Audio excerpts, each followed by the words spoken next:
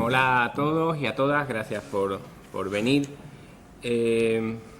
Además estamos en un momento en el que, con este anteproyecto de ley que habréis oído en televisión, radio y prensa, pues un momento especialmente interesante para estudiar este tipo de asuntos.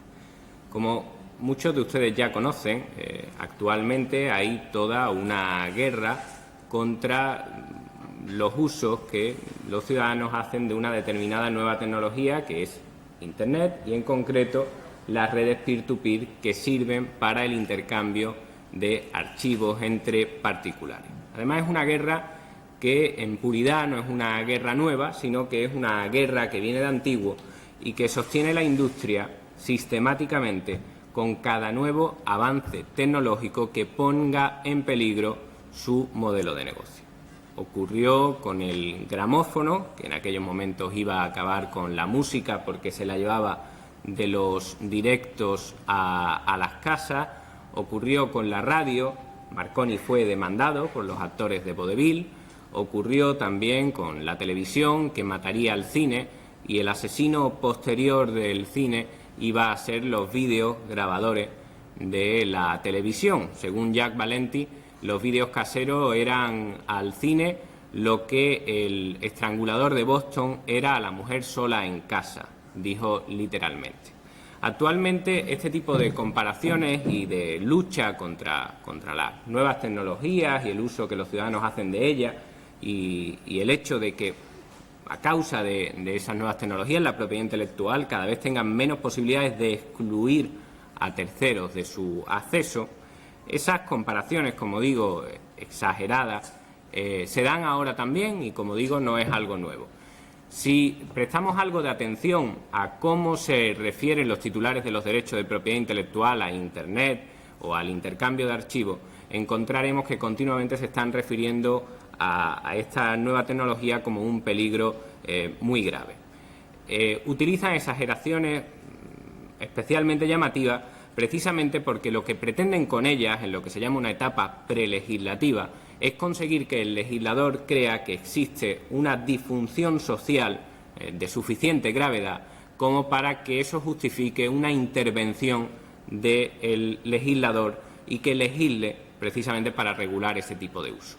Como la legislación que pretenden no es poca cosa, el anteproyecto de ley que comentaremos luego es un claro ejemplo y veremos otros ejemplos más.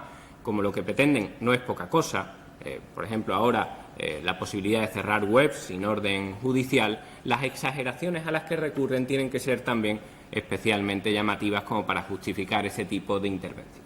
Por ejemplo, el presidente de la Federación Antipiratería, en los tiempos del tsunami, cuando el tsunami dejó un reguero de muertos, el presidente de la Federación Antipiratería dijo que Internet era como un gran tsunami.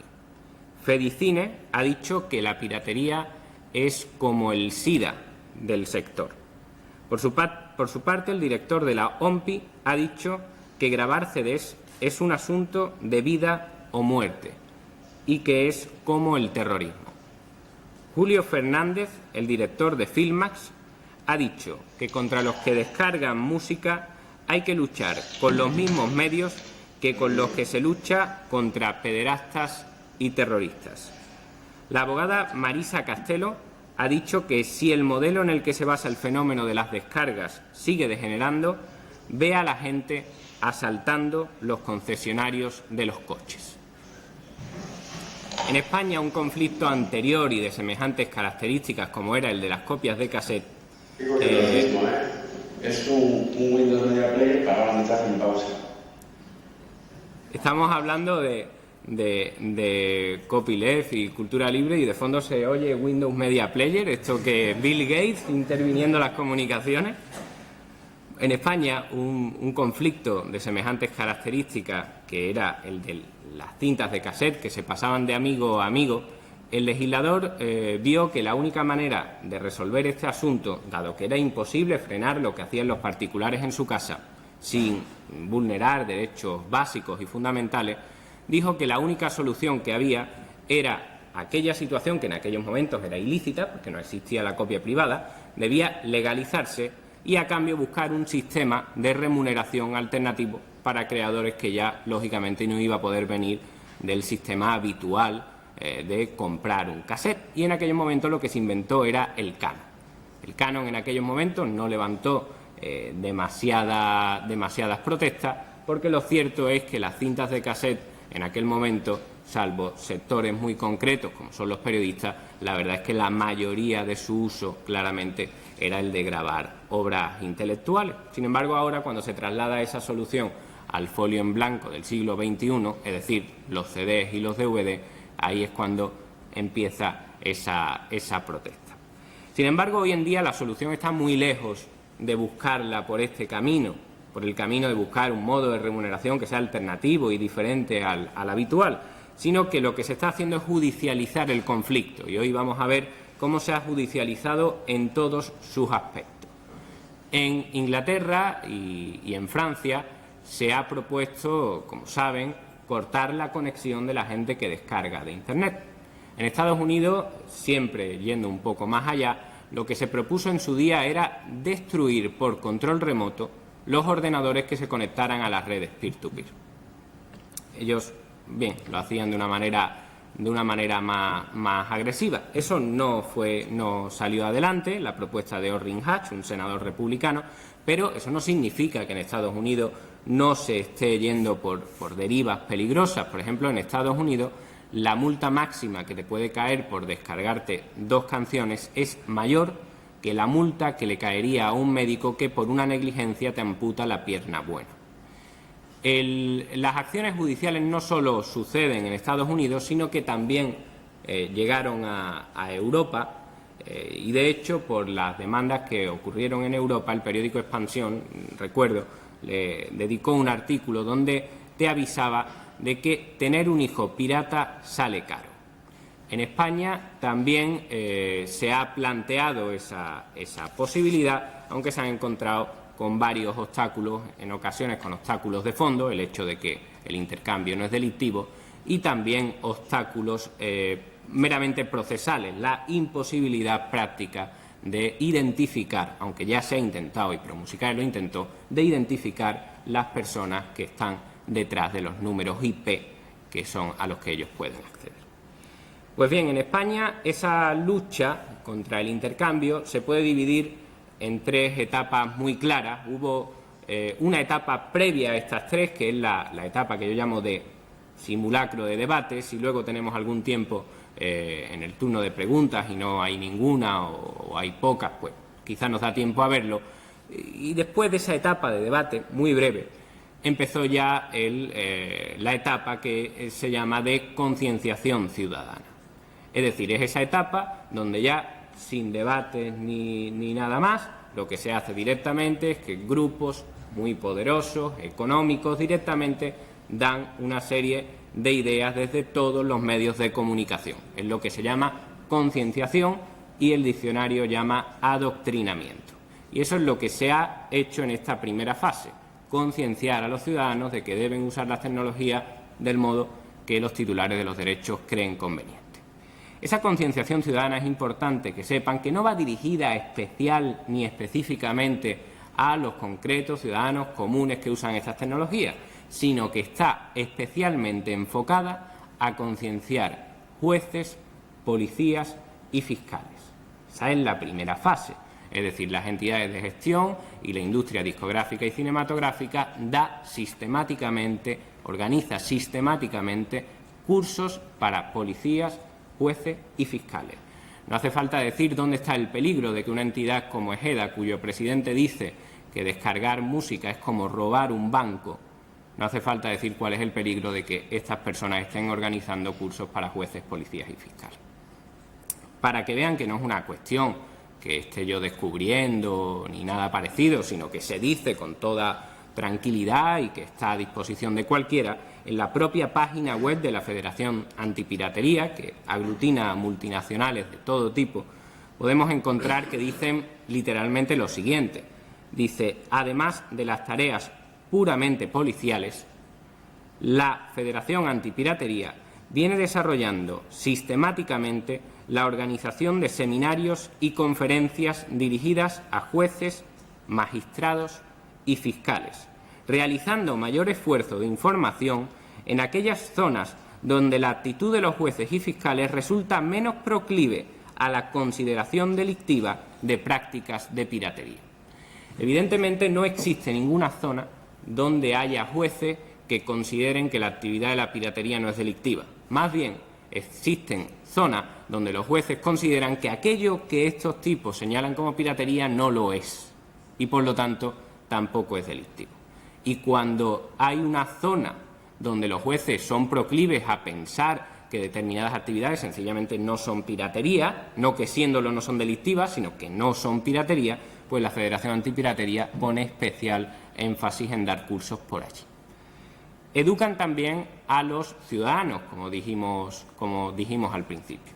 Dentro de los ciudadanos es necesario que sepan que, además de nosotros, con los anuncios que salen en televisión, en los cines, e incluso que insertan dentro de capítulos de televisión de series conocidas, esto es una de las medidas y también es pública, los niños son los principales destinatarios de estos cursos. Las razones por las que los niños son los principales destinatarios de estos cursos la dan las propias personas que los imparten, y es porque es más sencillo cambiar determinados modelos de conducta si los coges desde el nido, directamente. Respecto de este tipo de cursos, en Canadá, una de las estrategias fue sacar al llamado Capitán Copyright. Era un cómic donde había un tipo disfrazado de Superman verde que se hacía llamar el Capitán Copyright y aparecía diciendo que iba a salvar, pues no sé, a Chenoa y a Alejandro Sanz y, en fin, a los desfavorecidos. Y entonces enseñaba a los niños que no debían descargar música de Internet. El Capitán Copyright duró 9 meses, 9 meses nada más, 9 meses de vida tuvo, porque rápidamente el asunto fue acogido con mucha agresividad, como es lógico, porque parecía un intento de adoctrinar niños, y el Capitán Copyright no duró más de lo que dura un embarazo. En Francia también se hacen cosas como esta, y veremos que en España también. En Francia, en los colegios, Google, Symantec, Microsoft y la European Music Copyright Alliance, o sea, unas cuantas ONG, están dando cursos a niños en Francia donde se les enseña el modo correcto de usar Internet. ¿Y cómo se educa a esos niños? Pues como se les lleva educando de toda la vida, echando mano del coco. Es decir, si haces esto, te ocurre esto otro. Y a esos niños se les está educando con el siguiente mensaje. Se les dice, literalmente, que descargar música de Internet no lo deben hacer porque te enfrentas a penas de prisión de hasta 3 años de cárcel y puedes ser multado con hasta 300.000 euros. Y así se educa a los niños. Y además, después de darte esta idea, aparece una información donde te dicen, además, ¿para qué te vas a arriesgar a esto si existen alternativas legales muy interesantes? Y rápidamente aparecen los iconos de iPod y de iTunes, que, como sabéis, son tecnologías creadas por Apple, que, por si lo dudaban, es una de las que organizan la campaña educativa.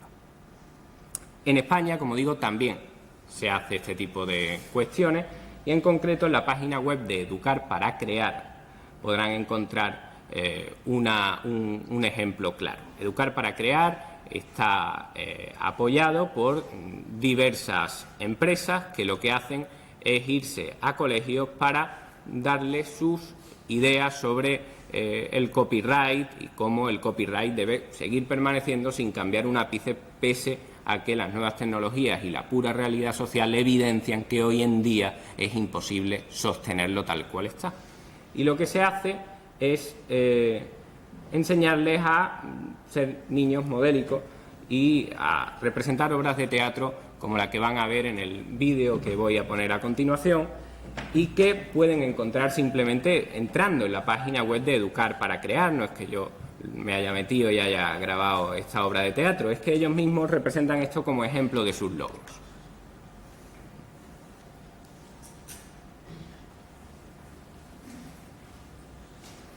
Yo soy el Capitán Granado, dueño de todo, porque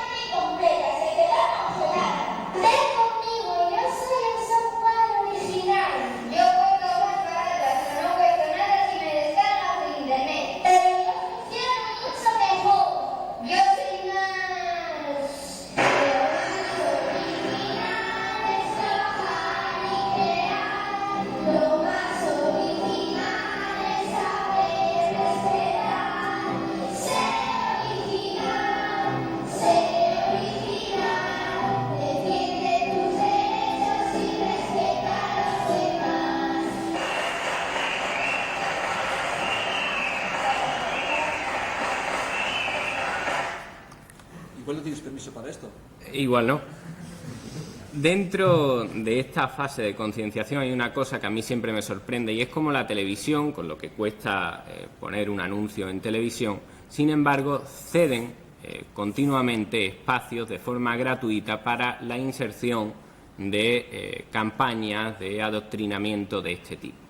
Las campañas como ahora La Ley Actúa, etcétera, en muchas ocasiones se insertan en televisión porque las propias televisiones les parece bien que eso aparezca y además gratuitamente. En los medios de comunicación, además, continuamente se están dando noticias negativas sobre, en general, Internet, el intercambio de archivos, etcétera, etcétera, y además, con mucha facilidad, intentan de forma continua sacar noticias que estigmatizan el uso de determinadas tecnologías. La pregunta es, ¿y esto por qué sucede? Yo creo que sucede por dos razones. La principal es sencillamente porque los medios de comunicación aparecen también en el listado de aquellas empresas que están perjudicadas, según ProMusicae, por este cambio de los modelos que significa para el copyright la llegada de Internet. Por varias razones. Primero, porque al fin y al cabo ellos también están de alguna manera explotando, de alguna manera no, están explotando el copyright y tienen ahora una lucha determinada, que si contra las empresas de press clipping, que si ahora vamos a poner El País, El Mundo, etcétera, de pago para que nadie pueda acceder si no es previo pago. Es decir, ellos también tienen su lucha en ese sentido. Por otro lado, no hay que olvidar que dentro del libro blanco de ProMusicae, a la hora de hablar de las personas, de las empresas que están perdiendo dinero con esta nueva realidad, están también los medios de comunicación. ¿Por qué? Pues sencillamente porque las discográficas y la industria del cine, al haber un recorte importante en determinados modelos, como luego veremos no es en el mundo de la música en general, sino en determinados modos de explotarla, al haber recorte, hay también recortes a la hora de hacer publicidad.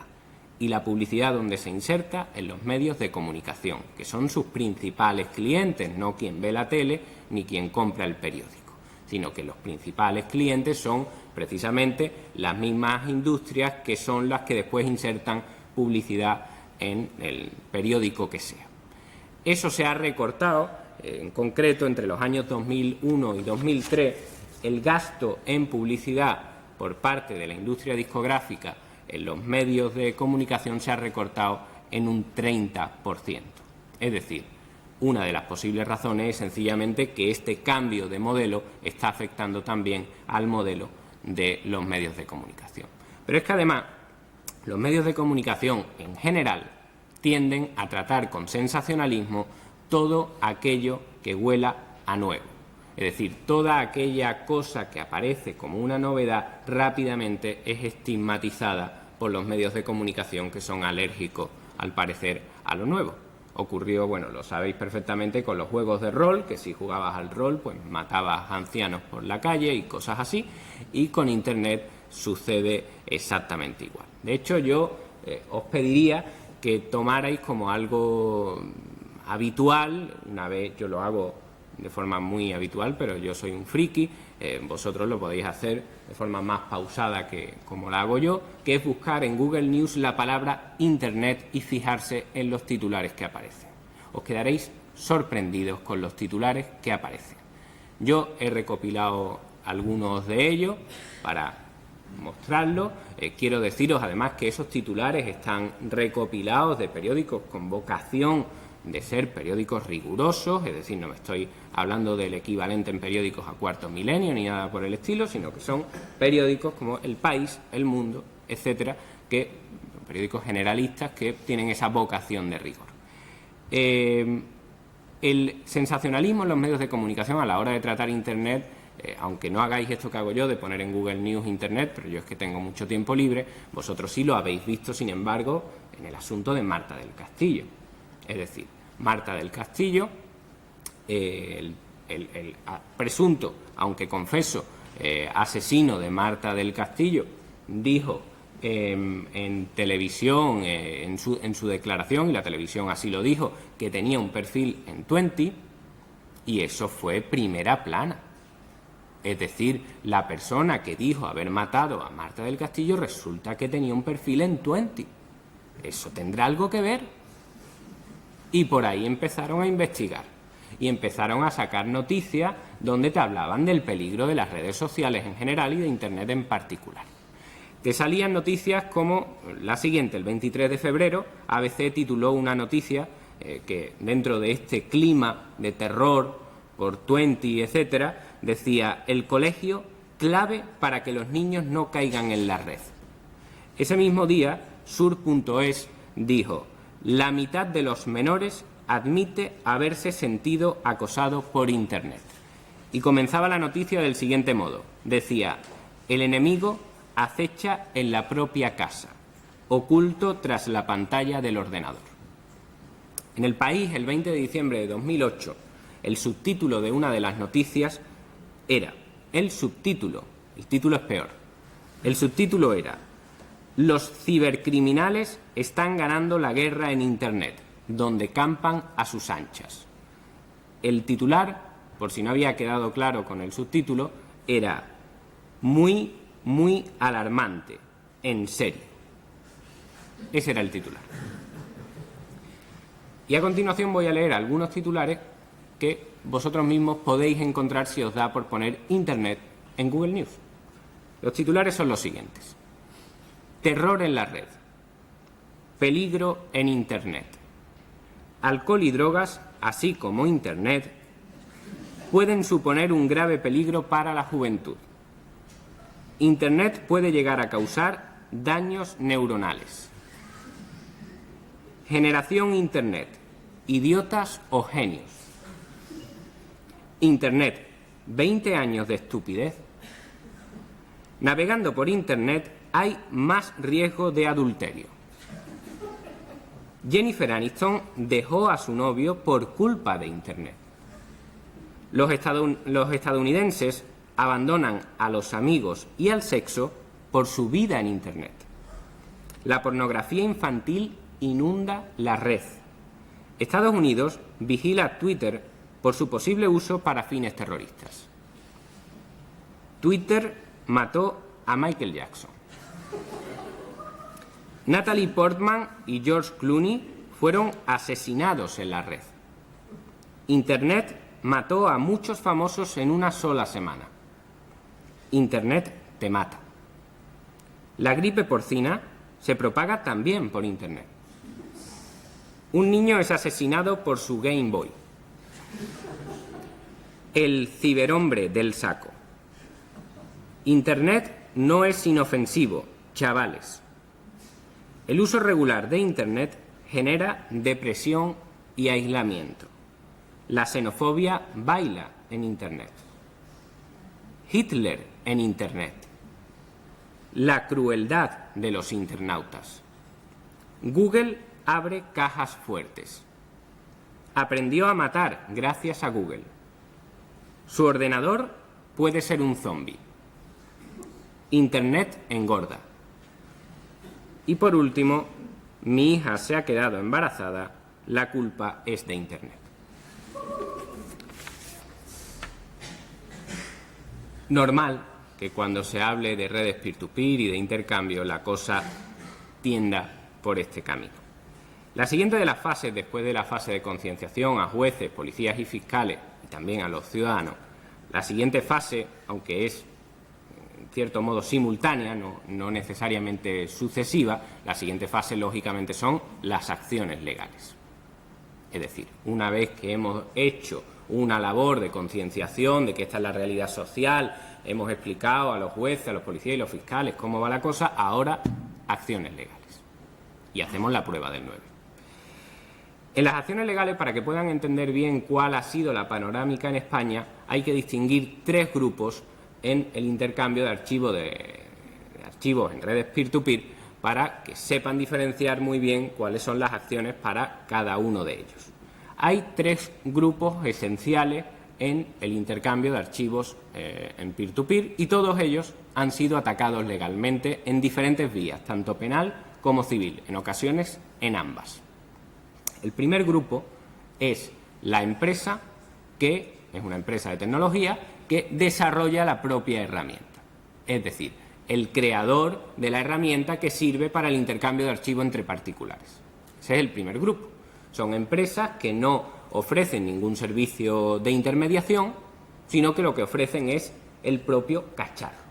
Igual que Sony cuando te vende el Walkman.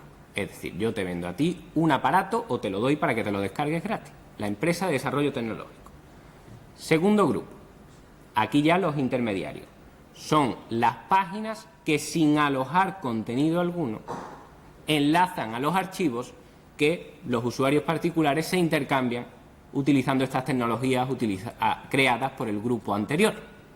Son las páginas, que esto ya sí, son intermediarios según la LSSI y se les llama intermediarios precisamente porque ellos no explotan directamente el contenido, pero sí sirven de intermediario entre aquellos usuarios que se lo intercambian. Y el tercer grupo es ya directamente los usuarios que se intercambian los archivos.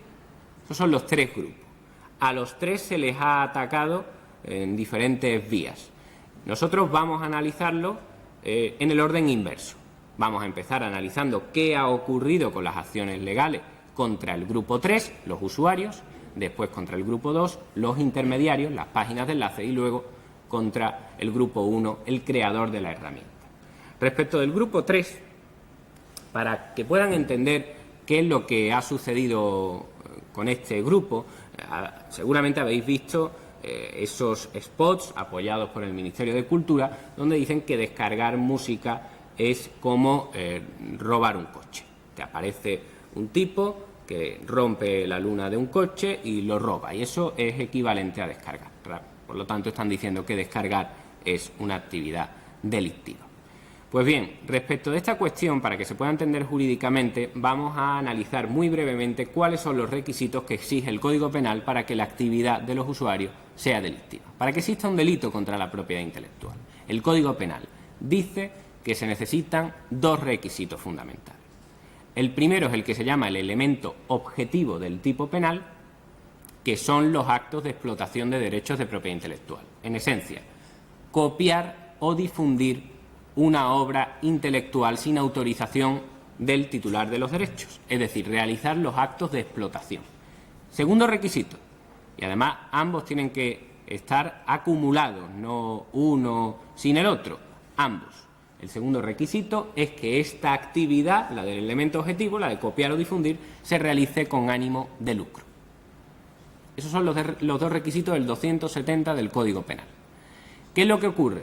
Que cuando estamos hablando del concepto de ánimo de lucro, rápidamente el sentido común dice, es que los intercambios en redes P2P son gratuitos y nadie paga ni nada parecido, o sea, el intercambio, entonces si yo me descargo y es para mí y no cobro dinero ni lo vendo ni nada por el estilo, pues entonces no estoy en el 270, ¿verdad? Porque me falta el requisito del ánimo de lucro. ¿Qué es lo que dice la industria ante esto? Pues la industria pone a trabajar a sus abogados y le dicen, oye, que para algo te pago, a ver qué se te ocurre. ¿Y qué es lo que hacen los abogados de la industria? Pues decir, hombre, es que el ánimo de lucro hay que interpretarlo de forma expansiva, de tal manera que el disfrute de una película es un lucro. Y ahí lo tienen. Y con este argumento se sustenta los spots que dicen que descargar es como robar un coche. El argumento se dice además literalmente. Es decir, el presidente de la Federación Antipiratería asegura que ver una película es lucrarse. Ver una película es lucrarse. Tú te das el día tonto y te pasas toda la noche viendo 3 películas en televisión española y te has forrado. Porque ver una película es lucrarse. Y ya está, ya encajado en el Código Penal. Y con esta percha, débil percha, en mi opinión, se sustentan, como digo, esos spots publicitarios del Ministerio de Cultura o apoyados por él. Se sustenta que el presidente de Tejeda dijera aquella cosa de que descargar una película es como robar un banco, y se sustenta que el comandante en jefe del Grupo de Delitos Telemáticos de la Guardia Civil diga que si hablamos de propiedad intelectual, la mitad de los españoles somos delincuentes. Nada menos que la mitad. Si tu interpretación del Código Penal, que es un bisturí que solo interviene en los casos de especial gravedad, porque lo que prevé cuando se trata de delitos es nada menos que la prisión, si tu interpretación es que hay 22 millones de delincuentes en España, probablemente lo estás interpretando mal. Un principio básico, que es el principio de intervención mínima. El derecho penal solo actúa en determinados casos de especial trascendencia, porque en caso de delito de propiedad intelectual, de lo que estamos hablando en el tipo básico, es hasta 2 años de prisión y en el tipo agravado de hasta 4 años de prisión. Esto se aclaró mucho cuando, paradójicamente, salió el llamado Plan Antipiratería. El Plan Antipiratería, que en general era una chorrada que no valía para nada, tenía, sin embargo, un mandato al fiscal, a la Fiscalía General del Estado, en el que se le decía en ese plan antipiratería que dictara una circular por la cual estableciera los criterios unitarios de los fiscales en España para los casos de delitos en Internet relativos a la propiedad intelectual. Y resulta que la Fiscalía General de Estado cumplió ese mandato y sacó la circular 1/2006 para decir cuál era el criterio unitario de los fiscales respecto a los delitos de propiedad intelectual en Internet. ¿Y qué dijo esa circular? Pues que intercambiar archivos en redes peer-to-peer no era delito. Y de momento, ahora está toda la industria diciendo que esa circular hay que retirarla, cuando lo único que ha hecho es dar mandato a lo que pide el plan antipiratería. Dicte usted el criterio unitario, nuestro criterio unitario, que no es delito, porque el ánimo de lucro, dice esa circular, ha de interpretarse restrictivamente en el sentido de ánimo de lucro comercial. ¿Qué es lo que hace la industria? Prueba suerte. La industria pone denuncias ante usuarios particulares y a ver lo que dicen los jueces. Método científico. Si los jueces me dicen que sí, tiro para adelante, y si me dicen que no, pues eso es lo que hay. Y digo que las leyes hay que cambiarlas y que están mal. Entonces, hacen eso. 2 denuncias a 2 cabezas de turco. La primera de ellas se resolvió por la sentencia del Juzgado de lo Penal número 3 de Santander el 14 de julio de 2006. Una persona a la que se le denuncia precisamente por haber descargado música y películas, etcétera, de Internet, a la que le piden prisión, multa, indemnización, etcétera, etcétera. ¿Qué es lo que dice la sentencia que acabo de decir? Que no es delito. Que no es delito, que no se ha probado que esta persona haya vendido lo que ha descargado, por lo tanto no hay ánimo de lucro, falta el elemento subjetivo del tipo penal y por lo tanto no encaja. ¿Qué es lo que dice el presidente de Sony cuando le preguntan por su opinión de la sentencia? Pues hace un análisis sesudo de la sentencia. En concreto, su análisis fue que se puede ser juez e imbécil. Y animó a la jueza firmante de la resolución a que estudiara un poco más. Acto seguido, recurrieron la sentencia.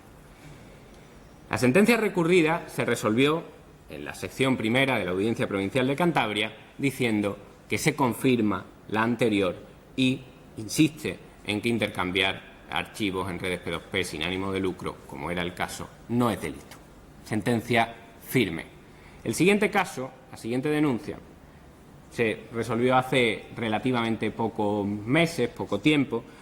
La resolvió el Juzgado de lo Penal número 4 de Pamplona y se juzgaba a una persona de la que era un hecho probado que se había descargado 3.322 películas. Toda la filmografía de Alfredo Landa se la descargó. Se le pedía 9 meses de prisión, era un hombre de 46 años, indemnización, multa, etc. Se resuelve diciendo que este asunto no es delito porque no se ha probado, por mucho que el hombre tenga excesivo tiempo libre para ver 3.322 películas, pero que lo único que se ha demostrado es que el tío es un cinéfilo y ya está. Que aquí no se ha vendido nada y por lo tanto no es delito. Punto. Sentencia. Esos son los 2 casos. Esos son los 2 casos. Y aquí nadie ha tirado para atrás. Es decir, luego, si tengo tiempo, ya te digo, ponemos parte de los debates que hubo antes de la etapa de concienciación. Y te salía la SGAE diciendo que fueras otra vez a la universidad para que aprendas que esto es delito. O sea, aquí nadie ha salido ahora diciendo, señores, perdonen, que llevamos 3 años diciendo que son delincuentes, media España delincuentes, y resulta que no. El siguiente de los grupos que vamos a analizar es el grupo 2, los intermediarios. El grupo 2. ¿Cuáles son los intermediarios? El grupo 2, como hemos dicho antes, son páginas que esencialmente lo que hacen, en el caso que nos interesa ahora, que lo que hacen es enlazar a los archivos que estos usuarios se intercambian en redes peer-to-peer. Y aquí la industria dijo, bueno, aquí ya no me van a decir que no. Vale que los usuarios no tengan lucro porque no ha colado eso de que ver una película de Schwarzenegger es que estés ganando dinero por hacerlo. Vale que eso era difícil, pero hombre, estas páginas tienen publicidad, que yo la he visto, y con eso ganan dinero. Así que aquí sí hay lucro, dijo la industria. Así que lo que hizo fue una gran redada en el año 2006, que salió en todos los medios de comunicación, calificada como la mayor redada contra la piratería en toda Europa. Literalmente. Aquí no hace falta que venga un juez a decir si es piratería o no. No. Esto ya lo sabemos. Piratería. Y es la mayor redada de piratería contra la piratería en toda Europa. Salió, como digo, en todos los medios de comunicación y dictaron sentencia en 24 horas. A las 24 horas de conocerse la noticia de las detenciones, un grupo editorial, aunque hubo muchos ejemplos, saca en todos los periódicos de su ramo un editorial que se tituló directamente Piratas en la red. Como verán, no necesita la sentencia, va a ser esta ya. O sea, el tío no necesitaba sentencia. 24 horas. Dice, los 15 detenidos formaban parte de la mayor organización clandestina europea de redes peer-to-peer, que lo sé yo. Formaban parte de esta organización gracias a las cuales se bajaban de la red de manera fraudulenta aplicaciones informáticas, obras musicales, cinematográficas y juegos de ordenador. Por impopular que resulte, debe desenmascararse tan perversa visión de la red e impedir que en aras del espíritu de absoluta libertad con el que fue concebida, ésta termine convirtiéndose en un auténtico santuario de ciberdelincuentes. La reseña de la SGAE tampoco esperó y dijo que la citada operación policial evidencia que la difusión de contenidos protegidos a través de los conocidos sistemas de intercambio de archivos peer-to-peer, lejos de ser algo legal, esconde en realidad la comisión de auténticos delitos. ACAM, directamente, la Asociación de Compositores, publicó un artículo titulado «Demostrado, las redes peer-to-peer son delitos» y sacó un subtítulo que decía «Páginas desde las que se delinquía» y saca un listado de las páginas desde las que se delinquía. De esta manera se relega la actividad de los jueces a una actividad meramente de puro trámite, donde el juez, a lo sumo, lo que hará será graduar la mayor o menor intensidad de la pena que se cree ineludible. Pero que esto es delito, que nadie me diga que no, porque estos tíos tienen publicidad y ganan dinero. Pues bien, el primer caso que se resolvió de este asunto tan claro era el caso Charemula. El caso Charemula. El caso Charemula nos llegó a un compañero mío y a mí, con un compañero se llama Javier de la Cueva, en agosto, en pleno verano, nos llama una persona y nos dice, tengo noticia de que yo estoy dentro de esa operación y que de un momento a otro me detienen.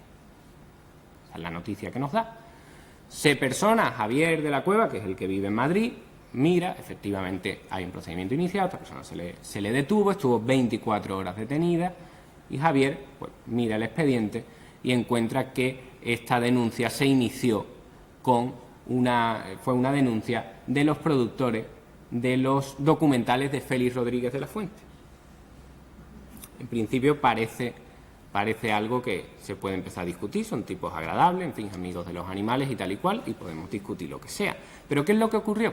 Lo que ocurrió fue que la policía, que andaba muy sensibilizada con estos temas, decidió avisar a todos los posibles titulares de derechos de propiedad intelectual para decirles que este asunto se había iniciado por si se querían sumar a las fiestas. Y efectivamente quisieron. Y eso se convirtió, en lugar de ser una denuncia interpuesta por los titulares de los derechos de los documentales de Félix Rodríguez de la Fuente, a una denuncia interpuesta, entre otros muchos, por SGAE, Microsoft, Promusicae, Egeda, Columbia, Walt Disney, 20th Century Fox, Warner, Lauren Films, Manga Films, Universal, Sony, Metro Goldwyn Mayer. Y sigue, y sigue, y sigue. Imaginaos el equipo de abogados de esta gente, abogados de los buenos, de los que tienen tarjeta de visita. Piden esta acusación particular de Almas Caritativas, pide medidas cautelares inaudita parte contra la página web. ¿Qué son las medidas cautelares inaudita parte? Las medidas cautelares inaudita parte es simplemente decirle al juez: señoría, este asunto es tan claro, usted ya habrá leído que hay un artículo que llama Piratas en la red, no necesita usted saber nada más, y este asunto es tan claro que, mire, cierre usted la página web, no hace falta ni que oiga a los pesados de esta gente que ni usan corbata ni usan nada, y vamos directamente a cerrar la página, porque es que esto está muy claro, que estos tíos se lucran, ganan dinero. El juez, afortunadamente, dice: hombre, no, este es el primer caso que hay de este asunto, bueno, el primero que me llega a mí, es una cuestión muy novedosa, yo no puedo ahora cerrar esto sin oír lo que dice la otra parte, una cuestión que es la primera vez que la veo en mi vida, así que por lo menos vamos a dar audiencia a los denunciados. Y nos dan audiencia. En la audiencia, lo que nosotros hacemos, sencillamente, es decir que la web no debe cerrarse porque la actividad no es delictiva. Rápidamente, los abogados contrarios, 2 abogadas y un abogado, supongo que en representación de otros cientos, lo que se ponen a decir es que qué locura es esta, si aquí hay ánimo de lucro, clarísimo. ¿Cuál era el argumento? El argumento es muy sencillo y seguramente lo habréis previsto ya. Recordemos lo que dice el artículo 270 del Código Penal. Se necesitan 2 requisitos para que exista delito. 1, que exista la explotación de un derecho de propiedad intelectual sin autorización de los titulares, es decir, que se copie la obra o que se difunda la obra. Y segundo, que esto se haga además con ánimo de lucro. Respecto del ánimo de lucro, Javier y yo no dijimos ni pío. Pues igual lo hay, pero es que eso es irrelevante. Aquí lo que no se da es el elemento objetivo. En el caso de los usuarios lo que no se daba era el segundo, el del ánimo de lucro. Lo que no se da en este es el primero. La explotación de derechos de propiedad intelectual, quien la realiza es el usuario. Él es el que copia y él es el que difunde. No la página que enlaza a los archivos que otro copia o difunde. Porque un enlace estrictamente no son más que caracteres alfanuméricos, es un mero dato fáctico que te dice dónde está algo sin alojarlo y sin difundirlo. Del mismo modo que si yo os doy ahora una dirección a YouTube, a un vídeo que está en YouTube, yo lo que estoy haciendo con eso técnicamente es deciros dónde está el vídeo, pero quien lo difunde es YouTube, no yo.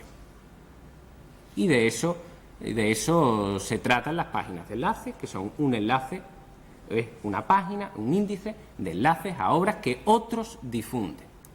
Por lo tanto, aquí el que falta es el elemento objetivo del tipo penal. El juez dicta resolución sobre las medidas cautelares solicitadas por la acusación particular y lo que hace es decir que no se cierra la página web porque sencillamente la actividad denunciada no es delictiva. Es importante el matiz, es decir, no es que la actividad denunciada es delictiva pero no la han hecho, no, sino que lo que ustedes están denunciando como delictivo en el Código Penal no viene, no es delictiva la actividad. Ante esa resolución, rápidamente, Javier y yo lo que hacemos es decir, pues si no es delictiva, señoría, no solo no cierre la página web, sino que cierre el expediente. ¿Qué hacemos con un asunto penal abierto por una actividad no delictiva? Solicitamos el sobreseimiento libre de las actuaciones.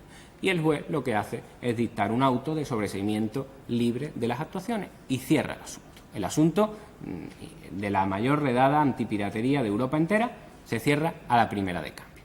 Os podéis imaginar a los tipos de Promusicae, Antonio Guisasola, en fin, se lo tomaron, vamos, estaban contentísimos, hicieron fiesta, se reían, se emborrachaban y salieron rápidamente a los medios de comunicación con una nota de prensa diciendo que vamos a recurrir esta resolución porque Charemula comete delitos. En esta huida hacia adelante, la Federación Antipiratería fue más allá y después de esta resolución lo que hizo fue condecorar a los policías que habían realizado las detenciones. por si queda alguna duda del apoyo absoluto.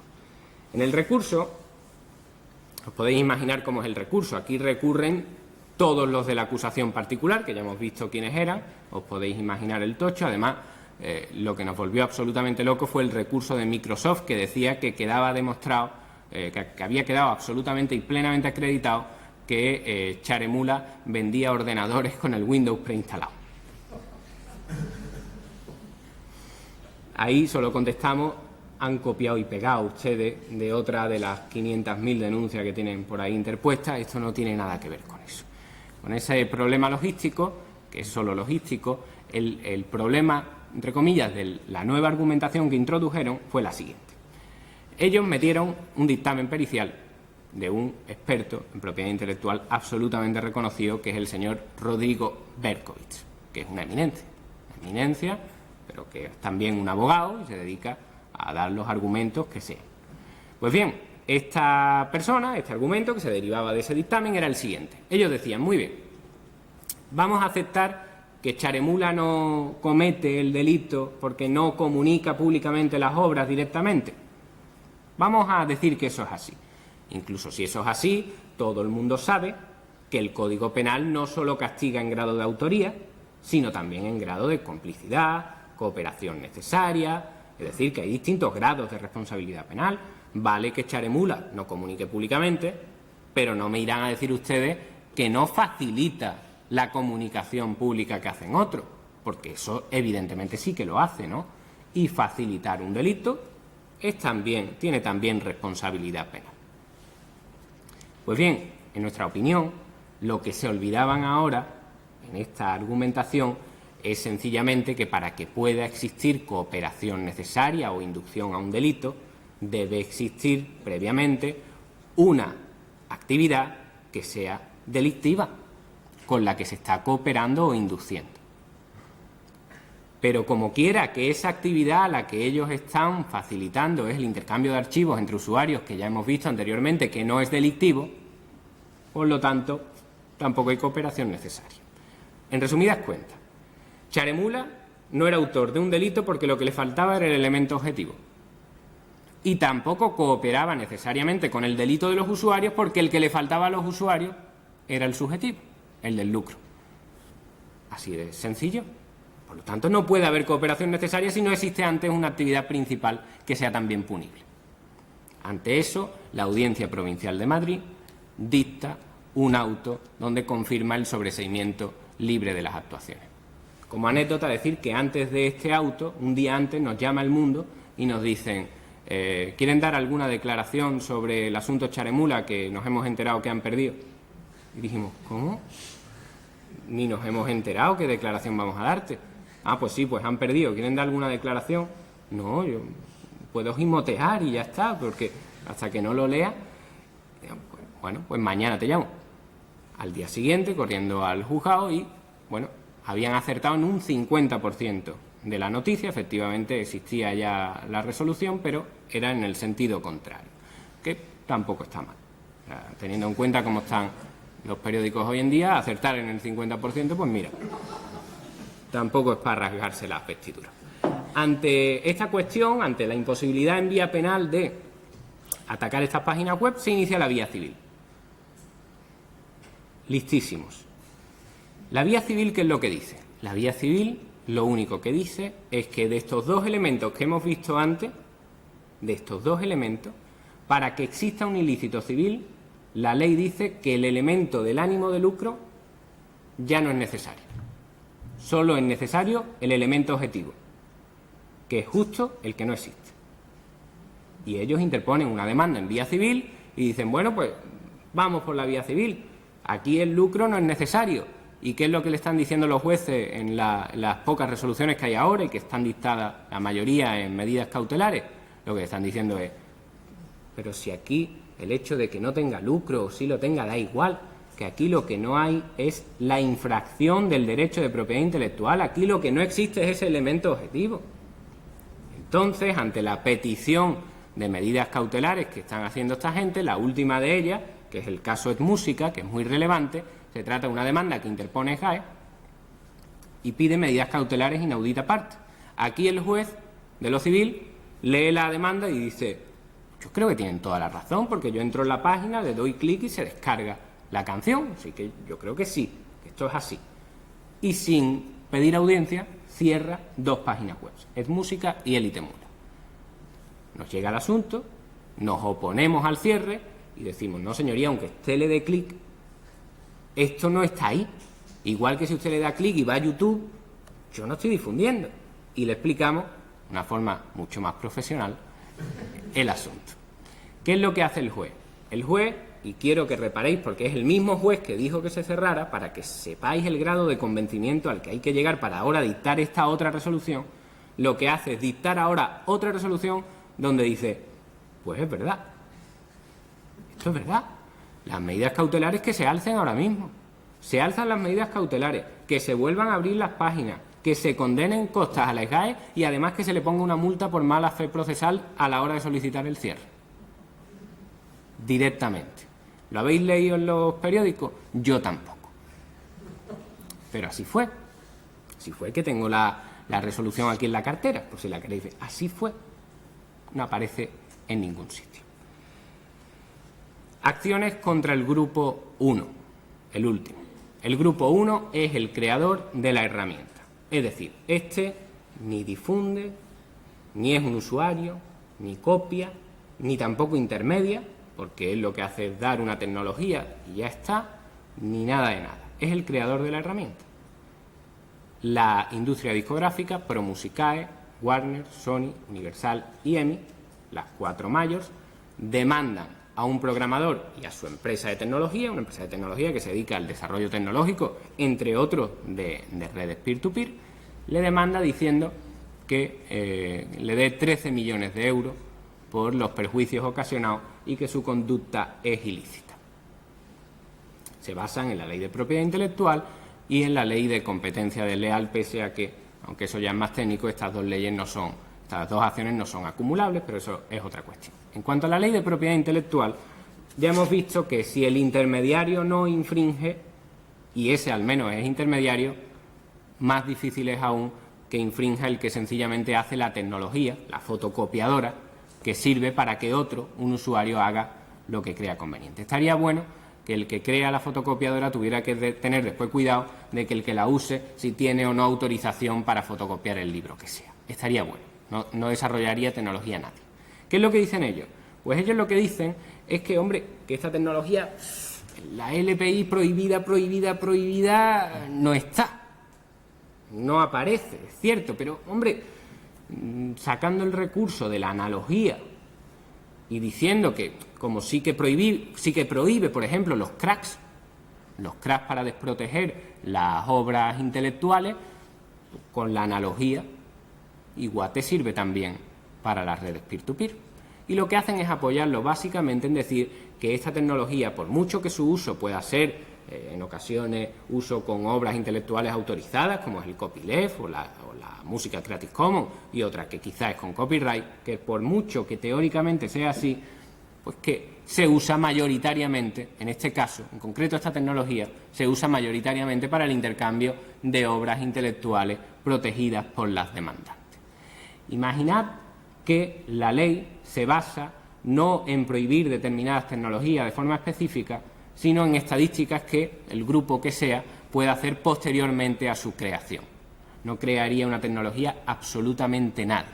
Es decir, si tú no tienes la seguridad de que exista una ley donde te dice esta tecnología es lícita y esta no lo es, sino que después vas a estar al albur de las estadísticas de lo que hagan los usuarios con ella, para saber si es lícita o no en función de si hay mayorías o minorías, no crearía una tecnología que tenga doble uso, y doble uso tiene hasta este micrófono, nadie, absolutamente nadie. Pues bien, para que podáis entenderlo mejor, y es un asunto en el que además prefiero no extenderme porque es un tema que todavía está esperando sentencia, este asunto no está todavía resuelto, por lo tanto no voy a hablar mucho del tema. Lo que voy a hacer es, para que puedan verlo mejor, poner algunos de los fragmentos del propio juicio a Pablo Soto. El juicio a Pablo Soto fue muy seguido en los medios de comunicación, sobre todo por la cantidad que le pedían, que era nada menos que esos 13 millones de euros. Para que puedan entenderlo bien, vamos a ver 3 vídeos y para que entiendan las argumentaciones de una y otra de las partes. El primero de los vídeos tiene que ver con esto de la música copyleft. Lo primero que tuvimos que hacerle llegar al juez era destapar una falacia. Ellos decían, básicamente partían de la base de que toda la música que existe en el mundo es protegida, toda la música que existe en el mundo es protegida, por lo tanto el único uso posible de una red peer-to-peer es el intercambio de música protegida. Ese era el principal argumento que se daba en la demanda. Por lo tanto, esta tecnología no es de doble uso, esta tecnología es de un uso y es el uso de intercambiar música protegida. Entonces, lo primero que tuvimos que hacer fue explicar al juez que eso no es así, que hay una gran cantidad de música que se difunde en Internet con autorización de los titulares de los derechos, que es la música copyleft o la música Creative Commons, etcétera, etcétera. Eso era lo primero. Y le pusimos como ejemplo, mero ejemplo, el de la página web jamendo.com. Jamendo.com es una página web que lo que hace precisamente es difundir con autorización de los titulares de los derechos obras intelectuales que se difunden con una licencia que ya da esa autorización por adelantado, de tal manera que puede difundirse con toda tranquilidad. De hecho, Jamendo lo que utiliza para difundir este tipo de música son principalmente las redes peer-to-peer, son idénticas a las que están demandadas. En el juicio, esto lo contestamos en la contestación a la demanda, en el juicio, ¿cuál fue la estrategia de Contrario? La estrategia de Contrario fue interrogar a muchas personas relacionadas con el mundo de la música y muy relevantes en términos de mercado, como son los presidentes de todas las discográficas demandantes y el presidente de ProMusicae, y preguntarles a todos aquellos, ¿conoce usted la web jamendo.com? Para que la respuesta sea algo muy distinto a sí, una gran página web con música copyleft, para que la respuesta sea no. Y así demostraban que esto de jamendo.com, que nos dejemos de rollo, que jamendo.com no la conoce nadie y que porque haya 4 pelagatos de pelo largo que ponen música en Internet gratis porque están locos, no vamos a sacar de ahí una conclusión jurídica. Pues bien, esta es la parte del interrogatorio, como digo, del juicio. Vais a ver que se trata de preguntas que hace la demandante a los presidentes de las discográficas y también a algunos expertos relevantes del mundo de la música para que comentaran lo que vieran conveniente.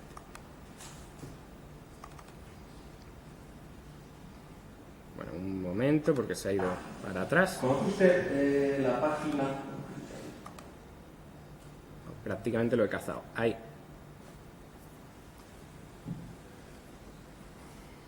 ¿Y conoce usted Jamendo?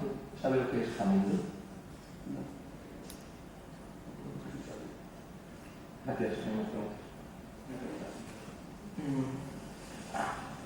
¿Conoce usted la página de Internet llamada Jamendo? No. ¿Conoce usted la página de Internet denominada Jamendo? Ni idea. ¿Conoce usted la página Jamendo? No. ¿Conoce usted la página web Jamendo? No tengo ni idea.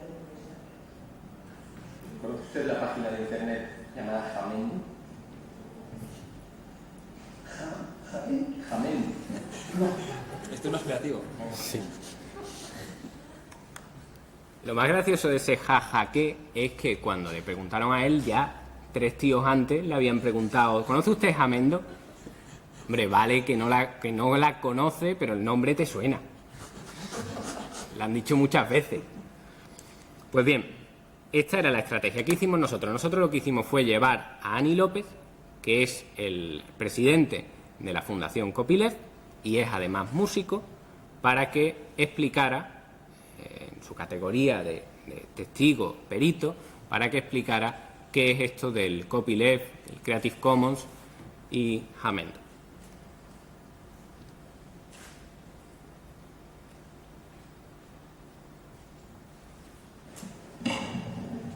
Hola, señoría.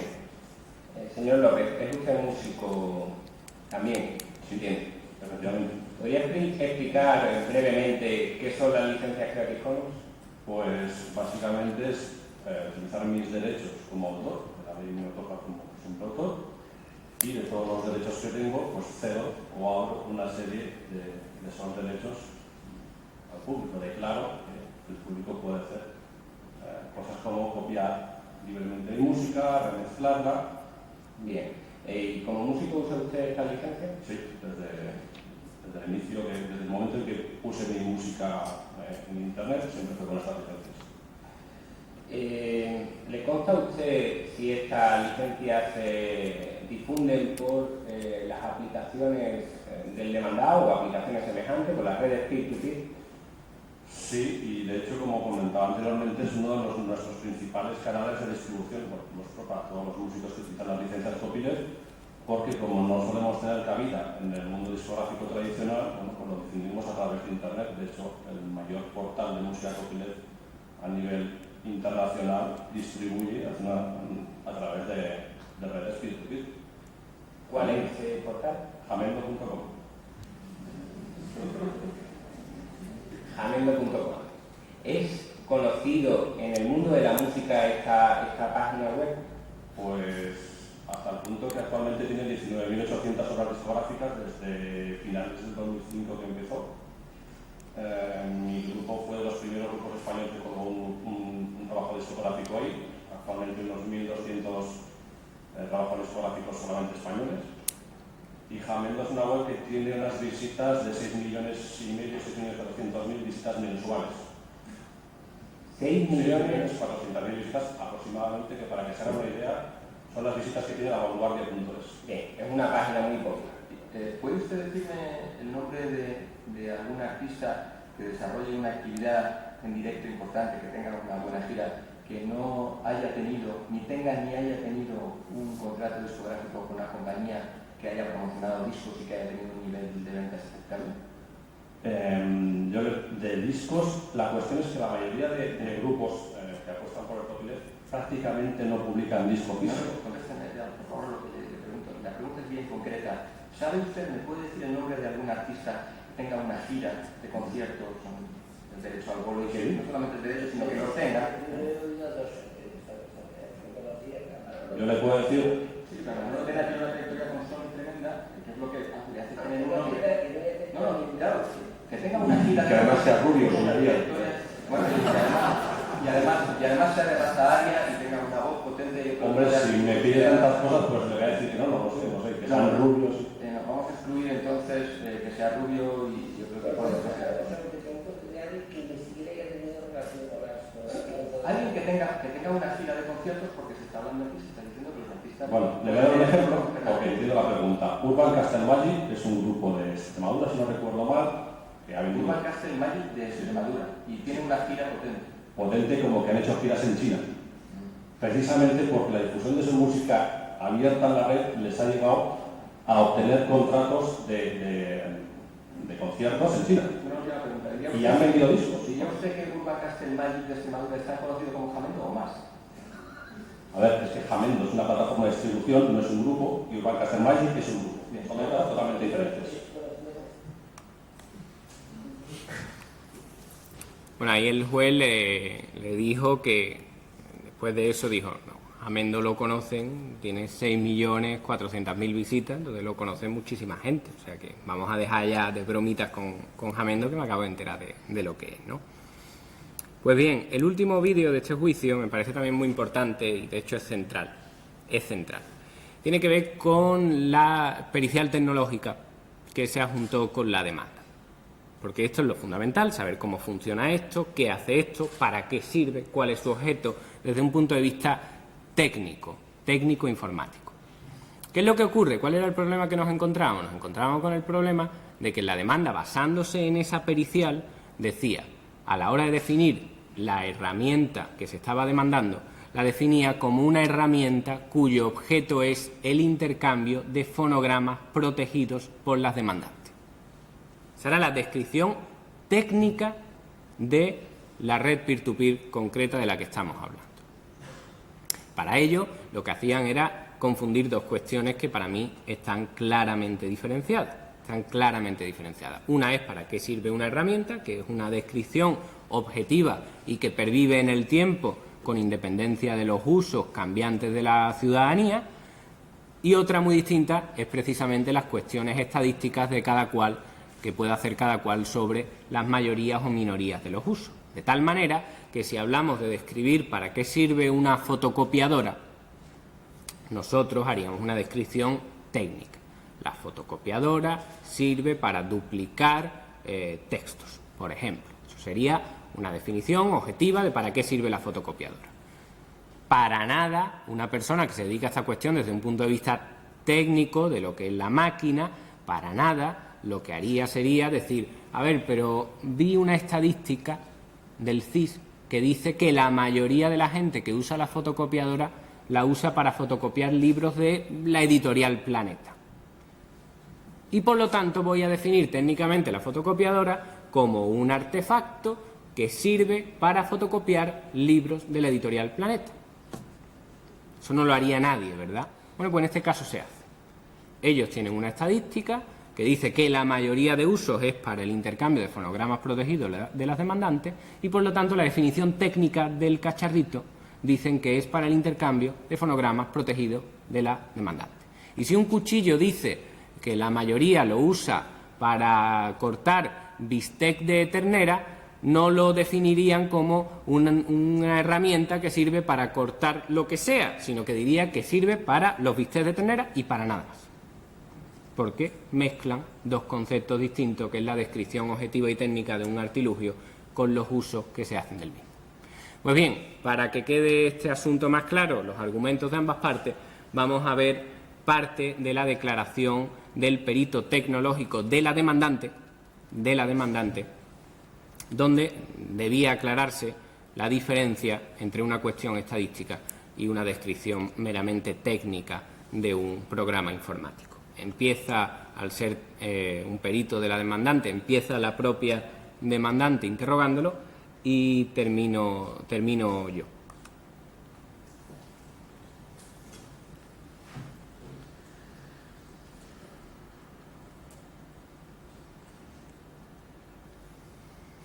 Describe usted en sus informes que las aplicaciones Manolito PSP serían tres: Blaster, Violet y Manolito, cada una de ellas con una versión gratuita y una versión de pago. ¿Puede explicar en un lenguaje muy sencillo cuál es la finalidad que cumplen estos programas o aplicaciones? Sí, la finalidad es la descarga de ficheros de audio, de contenidos musicales en su totalidad, y es la descarga física en el ordenador, es decir, tú te puedes descargar y copiar en tu ordenador una canción y luego puedes acceder al contenido que está en tu disco duro, copiarla a otro dispositivo, reproducirla, realmente hacer lo que quieras.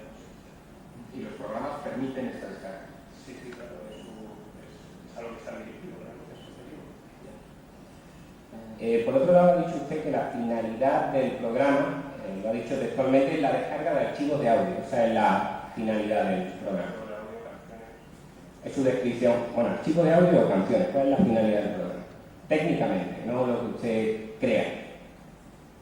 Técnicamente, ¿para qué sirve el programa? Eso es una cuestión estadística, pero me refiero desde un punto de vista técnico. Desde el punto de vista técnico son ficheros de audio. Esa es la finalidad del programa. Si yo dijera desde un punto de vista técnico, que es su especialidad y no otra, que la finalidad del programa es el intercambio de archivos protegidos por las partes demandantes, ¿sería correcta esta descripción? Desde el punto de vista técnico, yo sé que se intercambian canciones. O archivos de audio, que es lo que ha dicho usted antes. Físicamente podemos llamarlos archivos de audio, pero son canciones. Técnicamente no significa que yo no sepa que estoy intercambiando. Una lesson, una clase de un profesor en un archivo de audio, ¿usted lo calificaría de canción, por ejemplo? ¿Se puede intercambiar esto?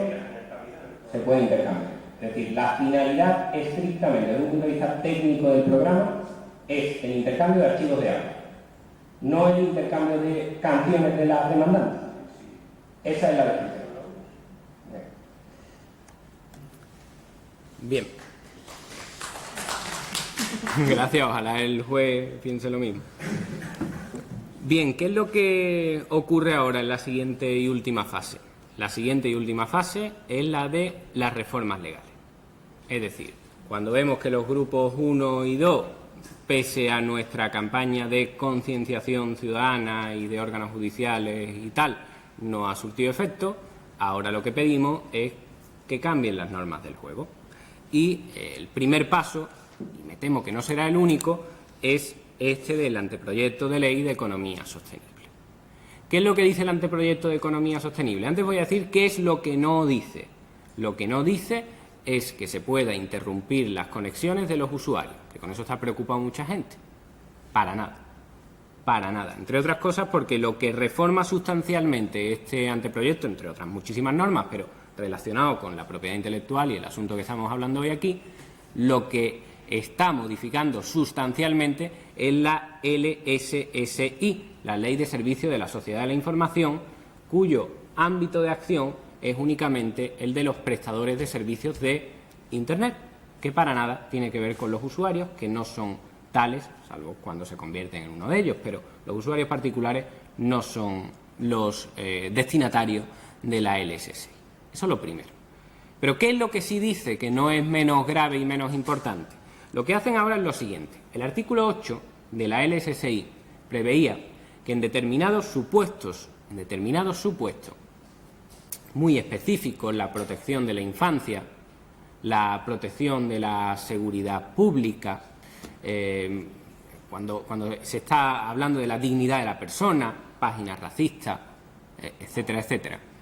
En supuestos muy tasados decía que los órganos competentes podrán interrumpir el servicio que se está prestando desde esas páginas web. Los órganos competentes. Esto ya causó un revuelo en su momento, con razón, porque órganos competentes daba algo de miedo, es decir, cuál es el órgano competente, esto me lo tienen ustedes que definir, en fin. ¿Qué es lo que ocurre ahora? Pues lo que ocurre ahora es que dentro de ese artículo 8, otro de los supuestos es la infracción de derechos, la posible vulneración de derechos de propiedad intelectual. Eso es la novedad. Y otra de las novedades es que definen el órgano competente para estos casos diciendo que el órgano competente será una comisión del Ministerio de Cultura. El Ministerio de Cultura que, respecto de estas páginas de enlace, no solo aplaudió las detenciones, sino que lleva sosteniendo su ilicitud desde el año 2006 hasta ahora.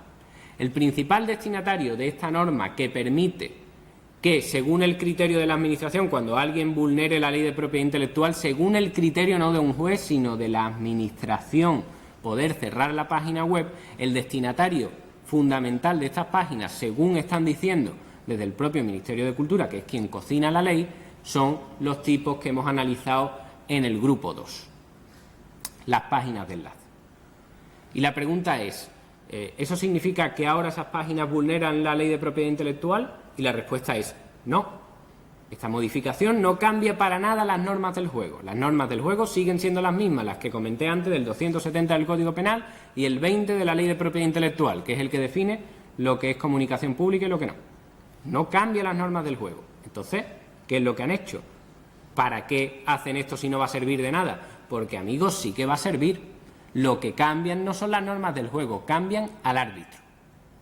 Lo que hacen es decir, muy bien, los jueces están diciendo que esto no infringe la ley de propiedad intelectual, pues saco una ley por la cual, a partir de ahora, los que van a decidir si hay o no ilicitud va a ser el Ministerio de Cultura. El mismo órgano que dio impulso a las redadas aquellas del año 2006 que sostiene que esta actividad es ilícita. Primera cuestión negativa, por lo tanto, del anteproyecto de ley y tal y cual.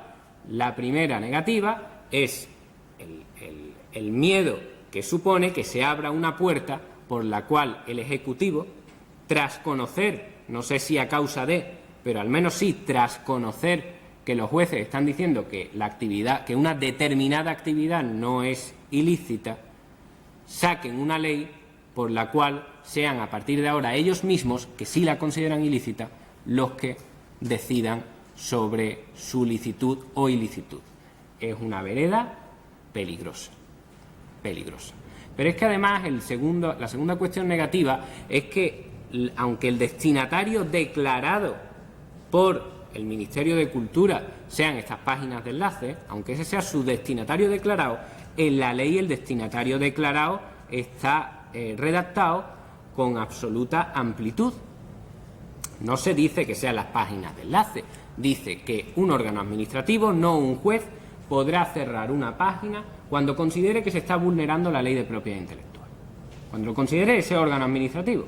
Pues bien, debéis tener en cuenta una cosa: la ley de propiedad intelectual está redactada pensando en un mundo de átomos, no para un mundo como el de Internet, para regular las cuestiones relacionadas con el mundo físico, de tal manera que encontrar una posible vulneración de propiedad intelectual en Internet, una posible vulneración, está tirado, amigos. Facilísimo. Yo he cogido la lista de las 10 páginas más visitadas por los españoles, las 10, y soy capaz de encontrarte una posible vulneración. Cuando digo posible, mi criterio es que exista gente reconocida, doctrina, que esté al menos en la duda de si eso es o no una infracción. De la página de las 10 te encuentro al menos 7 donde, si quieres, puedes encontrar una posible vulneración como para poder dejar al órgano administrativo que sea que decida sobre si se cierra o no se cierra. La primera de estas páginas, de las más visitadas, es Google. La primera. Ahora hay un debate brutal sobre si Google se enriquece con contenidos ajenos, porque enlaza, básicamente hace lo mismo que las redes de enlace, está enlazando. Google News resulta que se está lucrando en cierto modo de enlazar a los periódicos. Ahora hay toda una cuestión debatiéndose sobre eso. La tercera es YouTube. Sobre esa ya ni hablo. Bueno, pues de las 10 os la encuentro, pero voy más allá. De vuestros blogs os encuentro 15.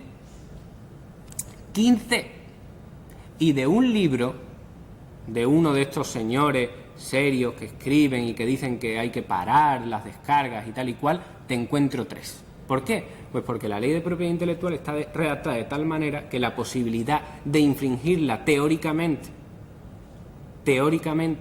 está facilísimo. Por ejemplo, el derecho de cita. Muchos se creen que el derecho de cita es la posibilidad que yo tengo, pues, de poner en mi blog un fragmento de un libro que me gusta, porque es una cita, no es el libro entero. Bueno, pues no. Según la ley de propiedad intelectual, no. Para nada se puede hacer eso. Hay gente que cree y dice, bueno, pues esta foto que he encontrado en Google Imágenes, como no me lucro, la puedo subir a mi blog, que queda preciosa. Pues no, tampoco. El lucro ya hemos visto que solo tiene relevancia para el ámbito penal, pero en el ámbito civil ni siquiera se exige. Y si encima seguimos el criterio del Ministerio de Cultura, que es que enlazar es una explotación del derecho de aquello a lo que enlaza, entonces ya se acaba Internet enterita, porque Internet se basa en los enlaces. Es decir, es facilísimo encontrar una posible vulneración de propiedad intelectual. Posible. Luego los jueces de esas posibles vulneraciones te dirán que unas lo son y otras no. Pero es que en este caso no va a ser un juez el que va a decidir el asunto, va a ser un órgano administrativo, con el peligro que eso tiene. Sí debo decir que esto solo va dirigido, para la tranquilidad de algunos que tengan blogs, esto solo va dirigido, como he dicho, a los prestadores de servicio, de la sociedad de la intermediación, de la sociedad de la información. Sin embargo, prestador de servicio también tiene una amplia definición y engloba a toda aquella página web que tenga un mero anuncio, un mero banner de publicidad, aunque te dé una peseta al mes. Y blogs así, menéame, te encuentras publicidad donde sea, así. ¿Por qué? Porque financian el servicio del hosting, lo financian con la publicidad para que al menos no tengan gastos o para que tengan pocos gastos. Bueno, pues con eso entras dentro. Mi blog no tiene publicidad todavía, pero para poneros un ejemplo del peligro de este asunto, os pongo el de mi blog. Imaginaos que Antonio Delgado, que es el que el pobre hombre sufraga el blog, dice un día, mira David, no puedo estar pagando el blog este para que tú escribas tus tonterías. Voy a poner publicidad para que al menos no me cueste dinero que tú escribas, ¿no? ¿Y yo qué le voy a decir? Pues ponlo, tío, ponlo, prestador de servicio, inmediatamente. Entre los grupos de los titulares, voy a quitarlo de Windows así, entre el grupo de los titulares de los derechos de propiedad intelectual no tengo grandes amigos. De verdad que no. De verdad que no. Yo estoy aterrado por esto. ¿Por qué? Pues porque en 6 años de blog y 750 entradas que he escrito, si me quieres encontrar alguna, me la encuentras. Si me la quieres encontrar, me la encuentras. A mí y a cualquiera. Y a cualquiera. En puridad, si se sigue este trámite, lo que se haría sería denunciar a quién, a un juez, que es en quien yo confío, no, al Ministerio de Cultura. Tampoco tengo allí a mis mejores amigos, que va a ser el que decida si hay una vulneración o no de propiedad intelectual. Pero, amigo, me dicen, estate tranquilo, la ley dice que cuando se encuentre afectada tu libertad de expresión, ahí interviene un juez. Eso ya me debería dejar tranquilo. Pero hay, amigo, que el truco está en lo siguiente, que quien decide si se encuentra afectada o no la libertad de expresión y si debe o no intervenir un juez, ¿quién es? La Comisión del Ministerio de Cultura.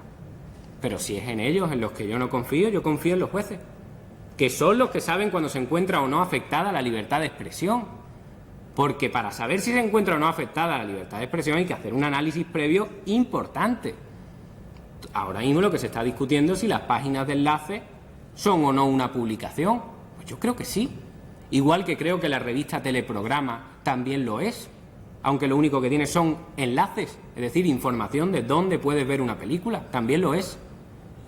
Es decir, para saber si se afecta o no la libertad de expresión hace falta precisamente un juez, no una comisión del Ministerio de Cultura para que decida sobre su propia competencia para estudiar un asunto. Para terminar con este tema, me gustaría llamaros la atención, para que veáis cómo se hacen este tipo de cosas, sobre el día en el que se anuncia la existencia de esta ley. Me pareció muy llamativo, puede ser casualidad, no digo que no, pero si es una casualidad es gorda, es una casualidad gorda. Se trata del martes. El martes sale este anteproyecto de ley. A mí me llaman por teléfono de Radio Televisión Española. ¿Tiene usted alguna declaración que hacer sobre esto de que os van a cortar internet? Otra vez como lo de Charemula. Espérese, yo solo puedo llorar, déjeme leer qué es lo que dice. Bueno, pues ese día, que es cuando sale esta bomba, con estas posibilidades tan peligrosas, ese mismo día resulta que, ¡ay, qué casualidad!, los músicos multimillonarios de este país hicieron una manifestación frente al Ministerio de Industria pidiendo medidas urgentes y valientes para acabar con las descargas de Internet. El mismo día. El mismo día coincidieron ambas cosas. De tal manera que al ciudadano se le presentó un plato en el cual no solo le enseñaban la dolorosa vacuna que le iban a inyectar con tantos efectos secundarios, sino también le presentaron la supuesta y grave enfermedad en forma de manifestación de los grupos de multimillonarios. Y lo que decían en esta manifestación no era cualquier cosa, justificaban muchas vacunas con efectos secundarios, como que lo que decían, en palabras de Aute, nada más y nada menos que de Aute, era que si no se acababa con las descargas, terminaría la música en 5 años. Nada menos. Si no se acaban con las descargas, termina la música en 5 años. Es decir, no con un modelo de negocio que se encarga de venderla, no, con la propia música en sí misma, con la música como tal, que es algo así como decir que si te descargas películas pornográficas se acaba el sexo. Evidentemente, lo que se acabaría en todo caso, lo que está en peligro, es una determinada industria que no se ha renovado, pero desde luego no la música. Y para explicar hasta qué punto eso es así, traigo esta gráfica que publicó el Times. Esta gráfica representa, en mi opinión, la razón fundamental de por qué está ocurriendo todo lo que está ocurriendo. Mirad, esta línea de aquí, roja, que va en descenso, simboliza los ingresos, por lo tanto, descendentes de la industria discográfica desde el año 2004 hasta el año 2008, periodo en el que las discográficas dijeron que el intercambio de archivos no hacía más que crecer. Pues entre 2004 y 2008, estos son los ingresos de la industria discográfica descendente. Esta línea de aquí, que como vemos es ascendente y de modo prácticamente directamente proporcional o inversamente proporcional al descenso de los ingresos de la industria discográfica, representan los ingresos de los artistas. De tal manera que se prevé que para el año siguiente los ingresos de los artistas ya habrán superado los ingresos de las discográficas. Por lo tanto, ¿se muere el mundo de la música o lo que está ocurriendo es que el reparto de la tarta ahora es diferente? ¿Qué está pasando? Lo que está pasando es que el mundo de la música está pasando de esta línea roja que se basa en cobrar por el acceso a música enlatada, está pasando de ese negocio a este de aquí abajo que ahora, hay amigos, beneficia a los artistas. ¡Qué mala suerte!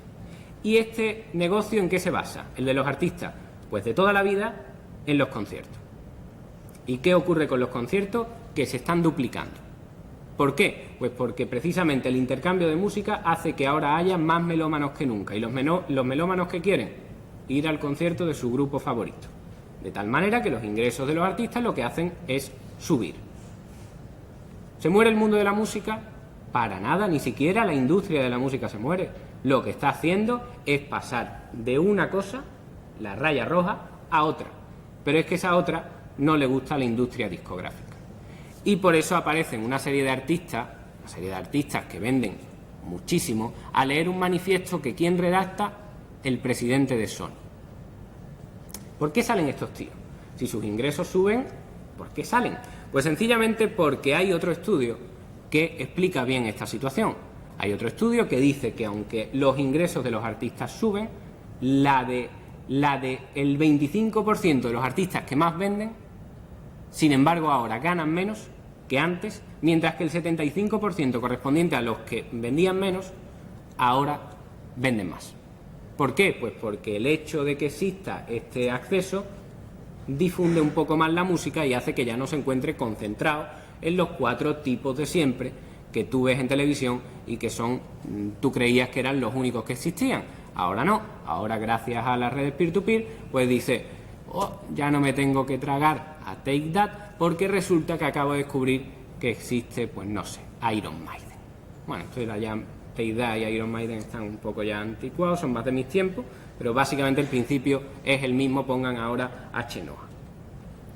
La siguiente gráfica habla de los ingresos de los autores, porque se puede ser intérprete y no autor.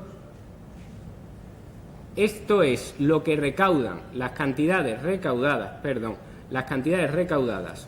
por las entidades de gestión de derechos de propiedad intelectual desde el 2000 al 2008. Como ven, es una escalera casi perfecta. Y esta otra gráfica es el gasto de consumo cultural en los hogares, que es otra escalera casi perfecta. Ni es cierto que se quiera todo gratis, ni es cierto que se muera la música, ni es cierto que ahora nadie pague por nada. Lo que se paga es por otras cosas distintas, aunque también están relacionados con el mundo de la música. Es cierto, hoy ya no se paga generalmente, aunque lo sigue haciendo muchísima gente, por el acceso a la obra en concreto, porque ahora por lo que se paga es por lo que se pagaba antes de que naciera el gramófono, por ver al concierto en directo. Antes del gramófono, ¿cómo accedía la gente a la música? La veía en vivo. Así es como la gente disfrutaba de la música, no se imaginaba otra posibilidad. Y cuando nació el gramófono, asesinó muchísimos puestos de trabajo. ¿Por qué? Pues porque lo que hacía es que la gente que se dedicaba a sostener los teatros decía, no va a venir nadie, o van a venir muchos menos, porque es que ahora la gente para oír música puede hacerlo desde su casa. Y es cierto que eso asesinó algunos trabajos, pero creó otros en otros sitios. Y en aquellos tiempos a la industria discográfica eso le pareció el avance del mundo, el progreso y que hay que adaptarse. Pero cuando ahora hay amigos, aparece una nueva tecnología que nos devuelve a aquellos tiempos y dice, ahora vuelve a estar el peso en los directos y la tarta vuelve a estar en los tíos que sostenían los teatros, ahora el avance tecnológico no es el progreso inevitable, sino que es la piratería y hay que perseguirla con acciones de todo tipo. En mi opinión, la única opción que tiene la industria discográfica y cinematográfica es adaptarse a esta nueva realidad. Y si empiezan ya a pensar en ese otro modelo, van a adelantar mucho más que con las persecuciones, como vemos, inútiles de millones de ciudadanos. Y eso es todo, amigos. Muchas gracias.